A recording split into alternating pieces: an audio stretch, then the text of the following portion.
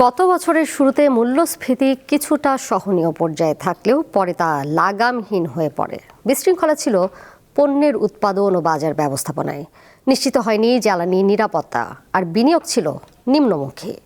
আজ সংবাদ সম্মেলনে এমনটি জানিয়েছে Centre for Policy Dialogue CPD. খাবারের পছন্দ ভিন্ন হলেও মজার বেলায় সবাই এক। বহুমাত্রিক ঝুঁকি। বাংলাদেশের অর্থনীতি 2025-26 নির্বাচনী বাঁকে বহুমাত্রিক ঝুঁকি শিরোনামে শনিবার সংবাদ সম্মেলন করে বেসরকারি গবেষণা সংস্থা Centre for Policy Dialogue CPD.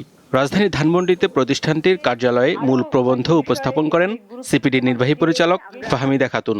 এতে উঠে আসে অন্তর্বর্তী সরকারের সময়ে মূল্যস্ফীতি ও বাজার ব্যবস্থার বিভিন্ন দিক।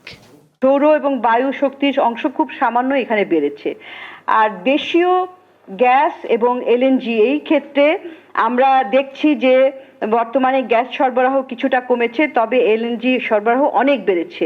ব্যাংকের তারল্য এবং ঋণ ইত্যাদির বিষয়ে যদি আমরা দেখি, তাহলে দেখা যায় যে ব্যাংকে তারল্য রয়েছে কিন্তু ঋণের চাহিদা কম, কারণ বিনিয়োগ ক্ষেত্রে একটা স্থবিরতা দেখা গেছে। মজুরি যেহেতু বাড়ে নাই, মানুষের জীবনযাত্রার উপরে অত্যন্ত চাপ পড়েছে, নিম্ন আয়ের উপরে, এবং সেটার ফলাফল আমরা দেখছি যে বিভিন্ন জরিপে যে দারিদ্র্য আবার বাড়তে শুরু করেছে।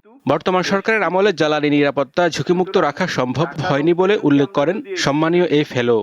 ইম্পোর্ট তো 4%-এর মতো গ্রোথ হয়েছে। যেটা আমরা বলতে চেয়েছি সেটা হলো যে যেহেতু ইন্টারন্যাশনাল মার্কেটে কমোডিটি প্রাইস কমেছে, সেহেতু কেবলমাত্র আমি যদি ডলারের অঙ্কে বা টাকার অঙ্কে যদি আমি প্রবৃদ্ধি দেখি, তাহলে এটা পুরা চিত্রটা দিবে না। আমাদের যে বৈদেশিক ঋণ এবং তার যে বোঝা, এটা ক্রমান্বয়ে বাড়ছে এবং দেশীয় ঋণের বোঝাও বাড়ছে।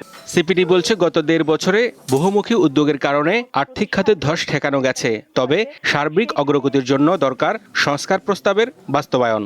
সমস্ত সূচকগুলো কিন্তু একটা নেতিবাচক অবস্থায়, রিজার্ভ, বৈদেশিক মুদ্রার রিজার্ভ, সেটাও কিন্তু পতনের দিকে। এই গত 1.5 বছরে এই পতনটাকে বন্ধ করা গেছে কোনো জায়গায়, যে একটা ফ্রি ফল, সেটা রিজার্ভটাকে ঘুরে দাঁড়াচ্ছে, এখন এসে এটা প্রায় 6 মাসের আমদানির সমতুল্য হয়েছে। সংস্কার কার্যক্রম ধারাবাহিকভাবে বজায় রাখতে হবে। সরকারি অর্থ ব্যবস্থায় শৃঙ্খলা ফেরাতে অগ্রাধিকার দেওয়া উচিত বলে মনে করেন সিপিডির নির্বাহী পরিচালক। দুই দিকের একটা মিশ্র অবস্থায় আমরা রয়েছি। হেদায়েতুল্লাহ সীমান্ত, দীপ্ত সংবাদ, ঢাকা। বলছি যে